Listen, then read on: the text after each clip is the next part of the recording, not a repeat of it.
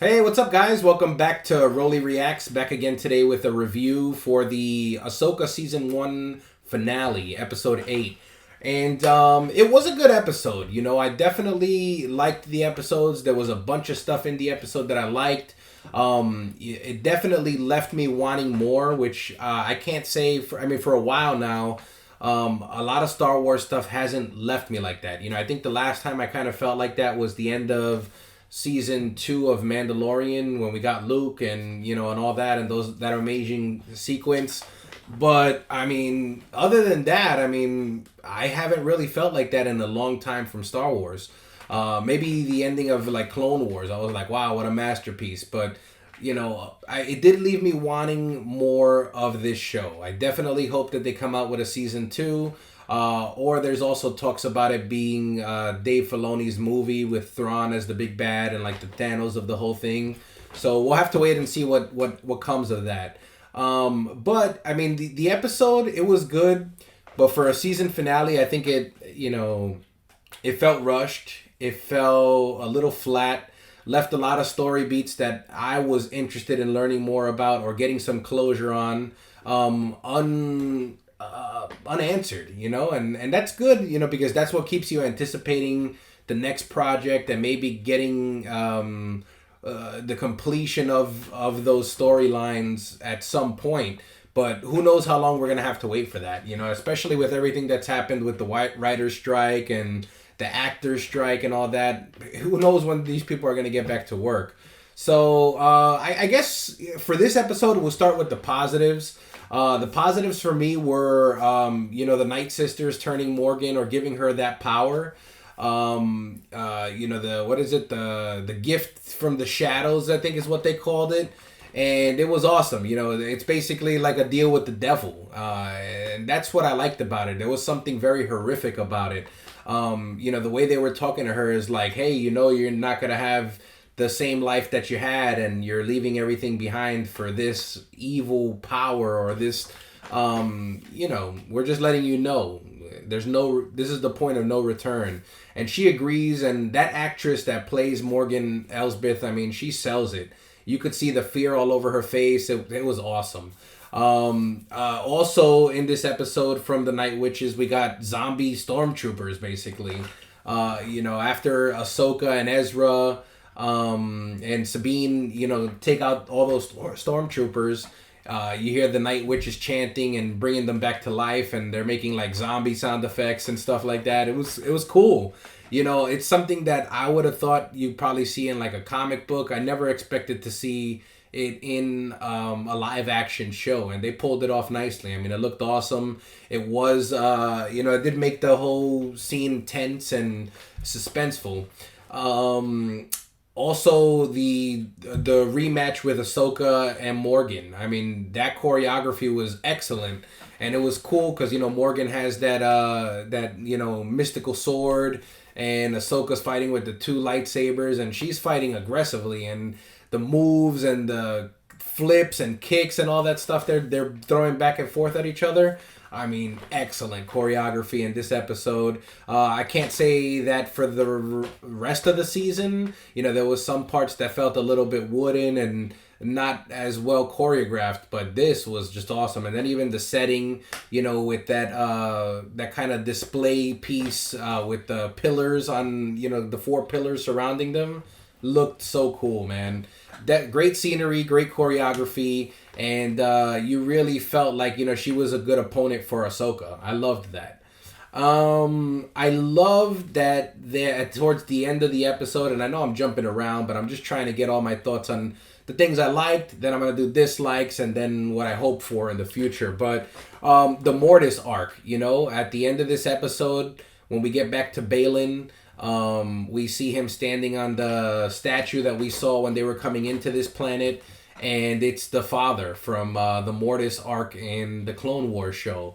I mean, that was awesome. That right there solidified that the father, the daughter, and the son are most likely on this planet, and they're the ones that have been calling to Balin. I think it's gonna be the son, the essence of evil that's going to be calling to Balin, and I guess we'll have to wait and see how that turns out. I was hoping to at least get the reveal of what was calling to Balin in this series, at least at the end of this series.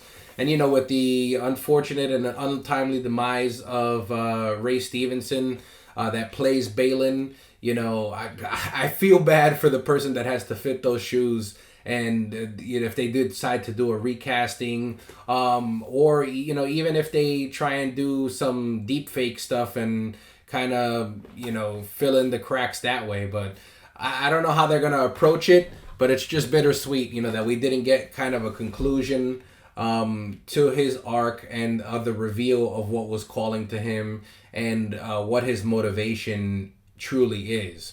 I wish we would have gotten that. But also, what I loved and what kind of got me a little emotional, it sounds goofy, but was when, Sabine goes and talks to Ahsoka. And she's like, oh, you know what happened, I guess. And Ahsoka's like, yeah, I know what occurred and, why we're in this mess, basically. But I love the reassurance and the forgivingness that Ahsoka is giving to Sabine in this moment. I mean, she basically tells her, as wild as I was, my master, he was always there for me, Anakin. He always stood by my side and defended me, and it just brought back so many pivotal moments in their relationship from the Clone Wars series and all that. I loved it. I loved that. Also, I'm not fully... I like Thrawn, obviously, from Rebels and stuff like that. But I feel like they could have done more to make him a more menacing opponent. If there's rumors stating that he's kind of going to be the Thanos of the movies that are coming and the big threat going forward, and I didn't feel like we got that. I felt like the Night Witches were doing everything, all of his bidding for him, and we didn't really get to see him other than strategize, which that's the charm of Thrawn. He's very strategic. But why is everybody so fearful of this guy? I didn't get that. You know what I mean? It didn't seem like that would make sense. Why would you be scared of him? You Night Witches have powers. What are you scared of this guy for? I wish they would have given us something to make us be like, damn, this guy, maybe he has powers or something like that. But I loved the scene when Thrawn basically tells Morgan, I need some time, to hold these, the Jedi that are coming through back. And without telling her, you go ahead and do it, he's insinuating it by saying, I need you to buy me time, and looking her dead in her face. I mean, that, and you could tell on Morgan's face, she's like, damn. I turned myself over to the Night Sisters. I found you. I came and located you. I got the power ring to get you out of this freaking place. And this is how you're going to do me? And that's how the deal with the devil always goes, man. You know what I mean? He's like, oh, I'll promise you the world. But at the end of it, you got to give me that soul, man. You know what I mean? And it was just, that kind of worked, and making him menacing. But why are they scared of him? I mean, if he had powers where he, like the Force or something like that, or some mystical power where he could strangle them and, you could see why they fear him and why they obey him when they have the power. It's like, I that didn't work for me, man. I wanted to, and especially for a casual fan that hasn't seen, all of Rebels and know his strategic ways and all that stuff. It's like, so why is this guy bad again? He just orders people with magic powers to do his bidding and they do it because why? I didn't like that. But I did like that one line where, he kind of tells her hey, thanks for everything you did, but you got to stay behind and hold these fools back. Crazy. I also like the explanation of why Ahsoka stopped training Sabine. She was very fearful and very cautious after everything that happened with Anakin and him turning to the dark side and his reasons and motivations for turning to the dark side, giving into hate and anger and all that stuff. After the siege of Mandalore, obviously, and, Sabine losing all her family, obviously she was going to be mad and angry and wanting revenge, and all of those were traits that could lead her to the dark side if Ahsoka continued training her. So when Huang is telling that to Ezra, I was like, oh, that's awesome. At least we got that backstory. I thought they would have, I thought we weren't going to get that this season, but we did, and it was awesome. Also, let's see here. Huang, I mean, he's just comic relief as always. He's very wise as well. You learn that he helped Kanan create his lightsaber, and he kind of trained him at the Jedi Temple as a youngling. I love that. Callbacks to that. It's so cool. And, just him kind of like a grumpy old man. Like, hey, don't touch my office. Leave it the way it is and all that stuff. So, I mean, those were the great things about the episode. You know what I mean? All of that I loved. The fighting, the zombies, all of that. But, with all that stuff that I liked, with the things that I didn't like, especially with an episode like last week's where it left you just so underwhelmed, I just felt this was rushed, man. There was even like parts that looked like they were cut like in a rushing way, like yeah, just go to the next scene, whatever, like that. It was crazy, especially those fighting scenes. They kind of seemed like a little bit off at points, but it just felt rushed. The pacing was kind of just like this, in parts that you wanted a little bit more time, and then it was like a turtle when you were with the turtle people. I mean, it was like, why are we slowing down here and wasting? I counted, they wasted like 10 minutes in Turtleville. And it wasn't necessary because some of it was the conversation with Ahsoka and Sabine. Some of it was the conversation with Ezra and Huang. But, going back to that environment and kind of like slowing things down when you only got 45 minutes of a finale, it's like, can we get this ball rolling? But yeah, I felt like the pacing was a little bit off, I guess, is the main thing that I disliked. The lack of Balin. I mean, Balin this whole season, I've loved this guy. He's been phenomenal. He's just so intriguing. Ray Stevenson delivered the lines. He was great at being a stoic character. I loved his motivations for why he hated Anakin and Ahsoka and the Jedi overall. And, I was so curious to see what was calling to him and what he was planning on doing for himself. It just sucks that Ray Stevenson passed away. May he rest in peace. Shout out to his family. I hope they're doing okay. But, just the inconclusiveness of his story arc has just left me like, I wonder how they're going to complete that, And again, I feel for whoever has to either be recast to play him or, how they're going to go forward with this. Also, Sabine conveniently using the Force. I mean, that annoyed me, man. You know what I mean?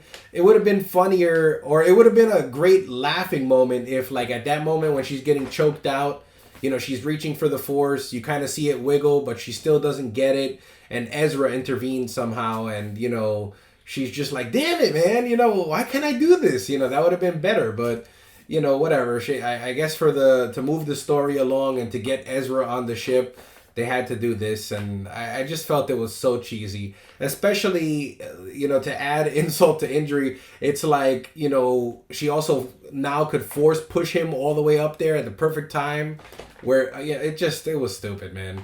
I didn't like it. I felt like maybe let her ride out the season without the Force, and, maybe she could get it in a more earned way later. You know what I mean? It just seemed too convenient. And I think that's what bothered me most. Not that she used it. I wanted her to become a Jedi. I want her to be able to use the Force. But it's just the convenience of that. I mean, and then, to look at it on a better note, I guess, you could say when you're kind of working under pressure or, put against like a deadline or it's crunch time, some people do work better under pressure, so maybe that was her thing, but I just felt like it wasn't the right moment for that to happen. No explanation of how Ezra got away. I mean, that was kind of like, they didn't notice when they jumped out of hyperspace, a ship leaving, and I thought that was kind of corny. Again, they failed to make Thrawn, a real threat, if anything, the Night Witches are the real threat, and it's like, I don't think he's the big bad. And I think now that we're going to Dathomir, it's like, they're going to be the ultimate threat. So what have they seen Thrawn do? They've seen him do some shit, because why are they scared of him and listening to his orders? I don't get it. So yeah, I mean, those were some of the dislikes, that I wish they would have not had. What I hope, if they go into season 2 or if they go into a movie, is I hope we get to explore Dathomir. Asajj Ventress, she died there. And it would be so cool if when the Night Witches get there, they need like an ally on their side that is trained in the Sith arts and stuff like that. That could be an opponent for Ahsoka. If they would kind of revive Asajj Ventress in with some of their magic, that would be dope as fuck. If we got to see Merrin and Cal Kestis come back to Dathomir, and the Night Witches have just created an empire there, and they're just like, what the fuck? This is crazy. I mean, that would be awesome to see. I hope that could happen. Those are things that I hope to see next season. I hope that somehow maybe they're able to reach out to Luke in some fashion or another, and he's part of next season, and he's like a big ally for them combating Thrawn and ultimately finishing him off. I really hope that is where they're going with that. I would also love to see, now that we got the Force Ghost of Anakin, in the world between worlds, but then at the very end of Ahsoka, I hope that he could be kind of Ahsoka's Obi-Wan, and it would be so beautiful and emotional if we got to have a scene with his Force Ghost, Luke, and her, and they're like talking about stuff, or maybe he's giving them both a lesson. Oh man, that would break the internet right there. You know what I mean? You have Star Wars theory crying again, and it would be awesome. So I hope that we get that next season.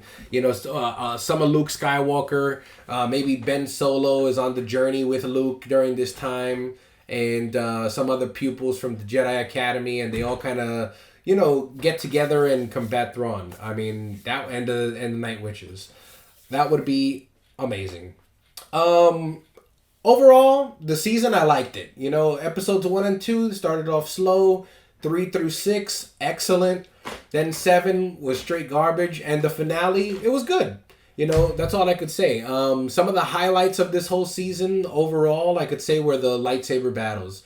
I don't care what anybody says. I've heard a lot of people say that, Star Wars doesn't need to be about lightsabers and da-da.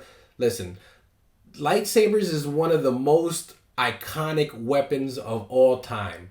And every time it's on scene where you got people doing a duel, there's just something so epic about that. I mean, and great choreography goes a long way. And just lightsabers, man. I mean, who doesn't like lightsabers? There's people that say, I'm tired of lightsabers in Star Wars. You're ridiculous. You know what I mean? Like, get the hell out of here.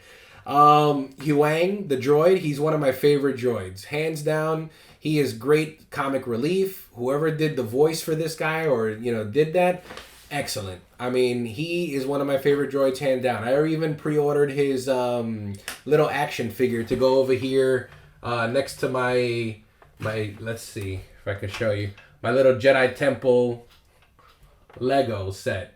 So I really hope that, we have more of him. Well, I'm sure we will. If there's a season 2 or if there's a movie, I'm sure we will have Huang. He's excellent.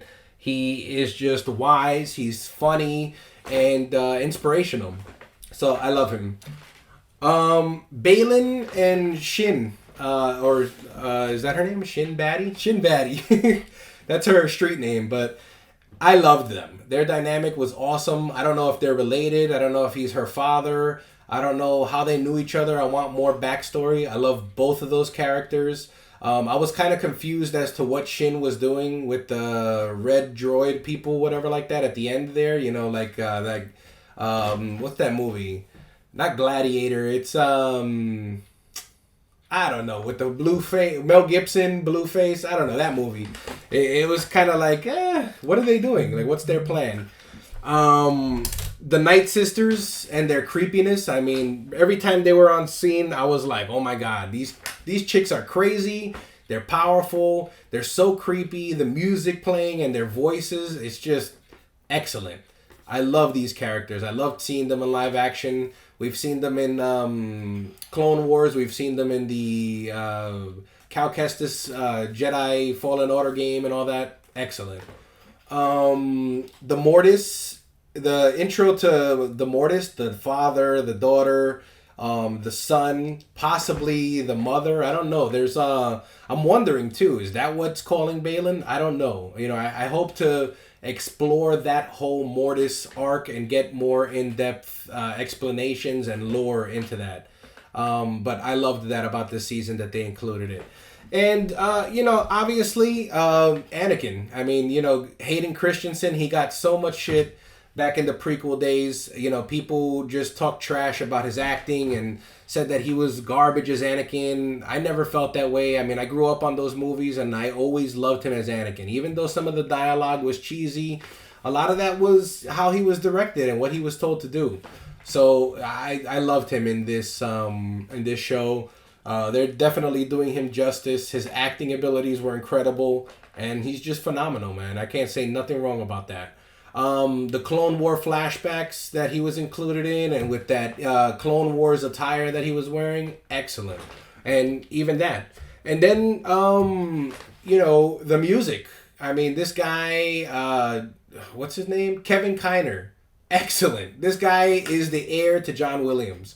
If anybody needs to do Star Wars music going forward, it's Kevin Kiner. And that's it. Nobody else. The music brought emotion. It swelled where it needed to, and to give you that, that lip quiver. And it was just excellent. I loved it. I mean, this guy, music, amazing. The only thing that, I'm sad about, it's just... It's a testament to the performance that he did. Ray Stevenson, man. I mean, wow, this guy just killed it as Balin Skull. I mean, he had to be one of my favorite characters out of this whole series. I'm so intrigued as to what his motivations are, who's calling to him, and what's going to happen with his story. I mean, I can't say it enough. Whoever they decide to recast for this guy, I mean, good luck to you. You're going to have to be a top-notch Juilliard graduate, something, because this guy was phenomenal. He delivered in every way. Combat, stoicness, wise, compassionate, great reasoning for having his quarrels with, Anakin, the Jedi, and Ahsoka. And just an amazing character overall. I'm so excited to either read more about his character, see it in TV, see it in movies, whatever. Just an excellent character overall. Rest in peace. This was a devastating blow for Hollywood, for cinema, and for the Star Wars community, man, because you killed it, Ray Stevenson. May you rest in peace, and I'm sure your family's so proud of the work you've done. But other than that, I mean, overall, I liked Ahsoka. It's the happiest I've been in a while with Star Wars content. I think Dave Filoni is the one that needs to be leading creative and direct future Star Wars content and have his hands in everything, because he knows the lore like the back of his hand. He's a fan like us. And, he takes such care of the intricate details to, make watching all the series and loving this franchise worth it. Dave Filoni, I hope that you are the future of Star Wars, that you are the one that gets to make any kind of decisions going forward, and that, you are the ultimate leader in this. You are excellent, man. Great job with the series, and just keep doing your thing, man. You're awesome. Let me know what you guys thought. Overall, I'll give the whole season as a whole maybe, I don't know, a 7.5 out of 10. You know what I mean? Maybe 8. But yeah, great. I mean, it's the happiest I've been with Star Wars in a very, very long time. Anyways, I'm going on a tangent here. I've said everything I wanted to say about this episode, this series. Let me know what you guys thought, and until next time, guys. Bye.